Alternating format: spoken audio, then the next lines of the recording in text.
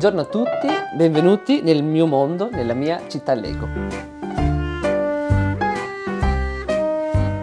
Allora, la passione è nata, 3 anni fa, quando ho finalmente steso la mia tesi di laurea triennale e immergendomi nel mondo Lego, e da quel momento ho riesumato tutti i pezzi Lego che avevo dalla mia infanzia e sono riuscito a costruire la città che vedete oggi. Allora, momentaneamente la mia città conta circa 300 abitanti e che vivono sparsi tra circa una decina di set, che vanno dai più piccoli, appartenenti alla categoria Lego City, ai più grandi e complessi della categoria Lego Creator Expert. Solitamente in media un set può essere costruito sulle 3-4 ore, quindi lavorando tutti i giorni, 24 ore non stop, direi in una giornata 2 si può realizzare circa questa città. Nell'ultimo periodo sei riuscito a unire la tua passione per i Lego a un'altra passione, quella della fotografia, fotografando dei territori della nostra zona dell'Alta Marca Trevigiana di Valdobbiadene, inserendo all'interno alcuni dei tuoi personaggi. Certo, a partire da febbraio dell'anno scorso, durante la fase di lockdown,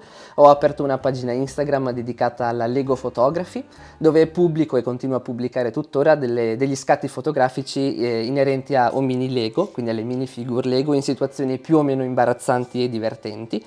e in paesaggi naturali, come per esempio uno scatto dal San Floriano. Tu ti sei laureato in creatività e design della comunicazione, ma secondo te questo tipo di foto che valorizzano anche il nostro territorio e lo fanno conoscere, abbinato al mondo dei Lego, può essere una nuova strategia ovviamente di promozione di tutta la nostra zona, del nostro comune, dell'Alta Marca Trevigiana? Certo, i Lego possono e devono, anzi, secondo la mia idea, essere una via per promuovere il proprio territorio, il territorio in cui viviamo. Non a caso sto collaborando con un'associazione, Valdobbiadene nel Cuore, che mi ha ingaggiato proprio per questo scopo, per promuovere le attività commerciali di Valdobbiadene e il territorio valdobbiadenese. E in più, se posso, i Lego non devono essere considerati solamente come un gioco, ma come una vera e propria strategia di comunicazione, come una forma di